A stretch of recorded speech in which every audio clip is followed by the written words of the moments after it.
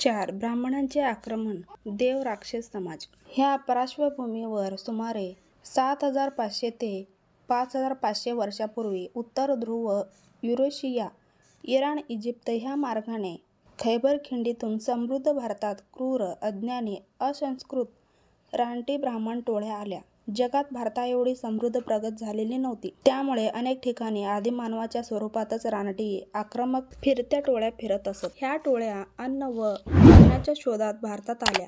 हजारो वर्षे आक्रमक ब्राह्मण भारतात येत असत. ते घोड्यावर आले. त्यांनी आक्रमकपणे इथली विकसित संस्कृती उद्ध्वस्त केली. मूळ भारतीय समृद्ध स्त्री-पुरुष ह्या आक्रमक रानटी लोकांचा विरोध करू शकले नाही. सामान्यपणे समृद्ध, सुखी समाज शांतता प्रिय असतो. अशा समाजात सहज वेठीस धरल्या जाते. उदाहरणार्थ तालिबान, ISIS, RSS इत्यादी ब्राह्मणांनी ह्या सर्व भागावर विजय मिळवला. जे शरण आले त्यांना गुलाम दास बनवले. जे विरोधात गेले त्यांना मारले. जे लढत शरण न येता जंगलात गेले ते आदिवासी झाले. लढतानाही जे उशिरा शरण आले ते अतिशूद्र, अस्पृश्य ठरवले गेले. हे सर्व रानटी ब्राह्मण पूर्वी थंड प्रदेशातच राहत असत. त्यामुळे अग्नी हे त्यांचे महत्त्वाचे अंग होते. त्यांना अन्नधान्य माहीत नव्हते. त्यावेळी ते फक्त मांसभक्षणच करत असत. ब्राह्मणांनी विजय मिळवताच तेथे गायींचा कत्तल करण्यास सुरुवात केली. गायीचे मांस खाल्ल्यानेच मोक्ष मिळतो ही ब्राह्मणी शिकवण होती. तरुण कालवड त्यांना आवडत असे. मूळ निवासी भारतीयांना गायी हे धन होते. पशुधन म्हणून त्यांना दही दूध निर्माण केले होते. परंतु आक्रमक ब्राह्मण टोळ्यांचा विरोध करणे त्यांना जमले नाही.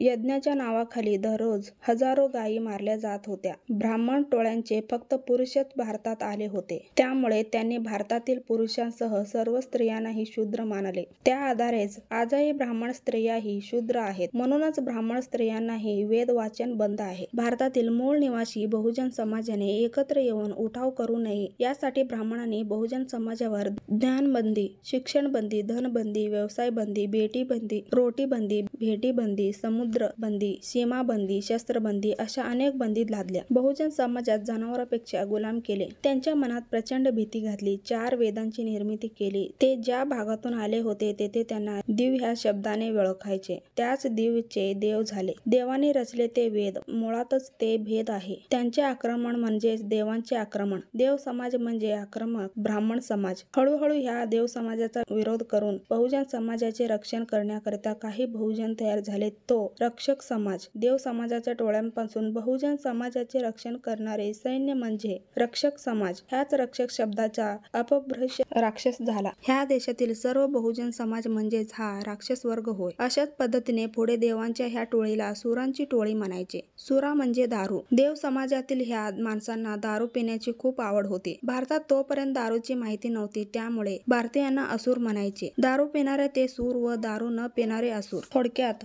देव समाज, सूर समाज, ब्राह्मण समाज, आर्य समाज हे शब्द परदेशातून आक्रमण करून आलेल्या ब्राह्मण माणसात वापरायचे. तर राक्षस समाज, असुर समाज, द्रविड समाज, शूद्र समाज, अतिशूद्र समाज हे शब्द मूळ भारतीय बहुजन समाजासाठी वापरायचे. कृपया सर्वोच्च न्यायालयाच्या निर्णय या पुस्तकातील परिशिष्ट 4 वाचावे. असुर या शब्दाचा अर्थ सर्वोत्तम, नीतिवान, सर्वश्रेष्ठ असा होतो. असुर म्हणजे बहुजन समाज. देव समाज व राक्षस समाज हे दोन्ही माणसाचेच समूह आहेत. देव समाजातील माणसं परकीय आक्रमक ब्राह्मण तर राक्षस समाजातील माणसं भारतीय भूमिपुत्र असलेल्या बहुजन समाज होय. देव समाज राक्षस समाजास आपला शत्रू समजत असे. तसेच देव समाजातील माणसांनीच सर्व पोथ्या पुराणे इतिहास लिहिलेला आहे. त्यामुळे त्यांनी राक्षस समाजातील माणसाबद्दल वाईटच लिहून ठेवले. राक्षस समाजातील माणसांना अक्राळ विक्राळ चेहरा, हात खादाड, रानटी म्हणाले. देव समाजातील माणसे व राक्षस समाजातील माणसे रंग सोडता सारखेच होते. ब्राह्मणांचे हित जोपासणारी देव पार्टी व ब्राह्मणांना विरोध करणारी राक्षस पार्टी. उदाहरणार्थ श्रीकृष्ण देव पार्टीत आहे. श्रीकृष्णाचा मामा कंस राक्षस पार्टीत आहे. रावणाचा भाऊ